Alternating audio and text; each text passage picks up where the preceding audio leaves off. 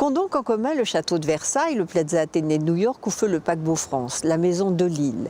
C'est elle qui a créé les luminaires pour les lieux les plus prestigieux au monde. Bronze, ferronnerie, dorure. Les ateliers de Lille abordent les rivages du Nil, celle de l'exception française. Et c'est encore une de nos sagas.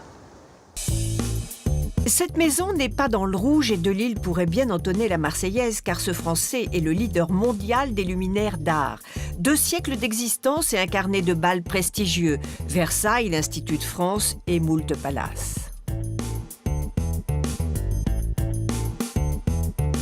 On part du dessin.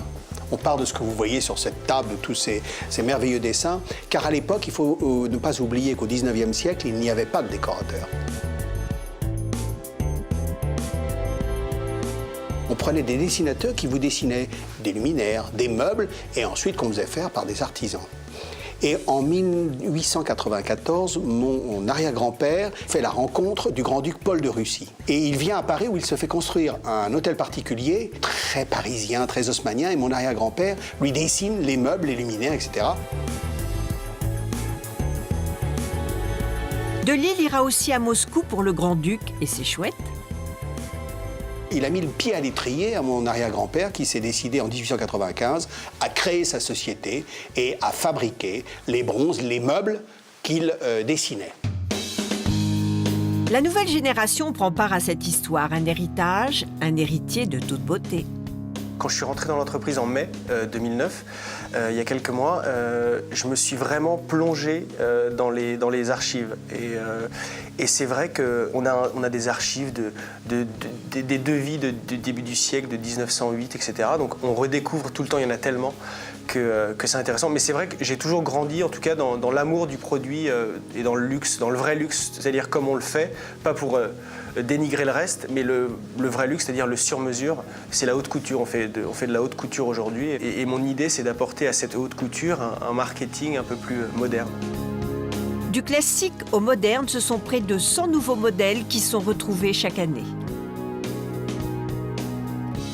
Il a du talent.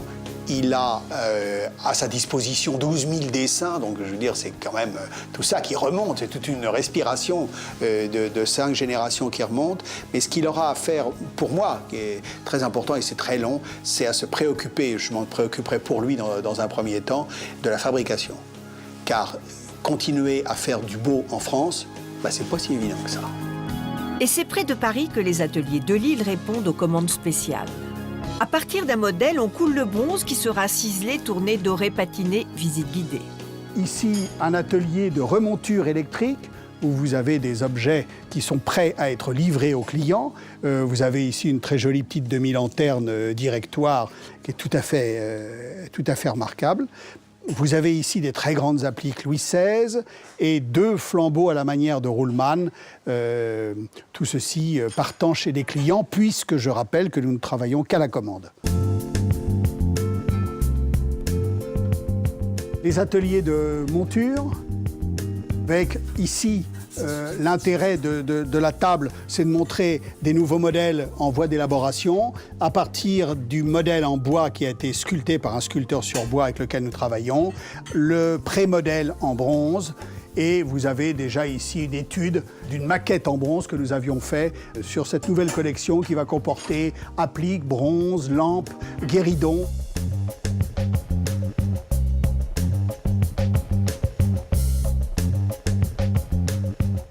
Un atelier de ferronnerie où Roland travaille sur une applique feuillage, les feuillages étant découpés puis mis en forme.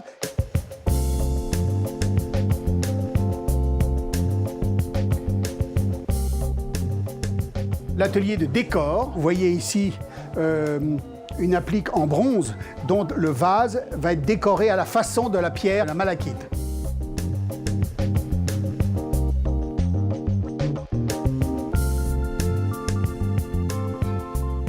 Vous avez ici des feuilles de laiton, ce qui est une des options lorsqu'on veut décorer le fer, de pouvoir lui apposer une feuille de laiton ou une feuille d'or.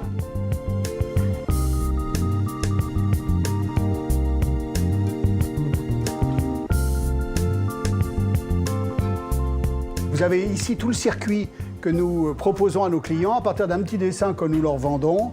Et puis ensuite, à partir des éléments que l'on nous donne et nous fabriquons, nous mettons au point ce dessin pour essayer de correspondre à ce qui a été vendu au client, ce qui n'est parfois pas facile parce qu'un petit dessin peut souvent faire dire n'importe quoi.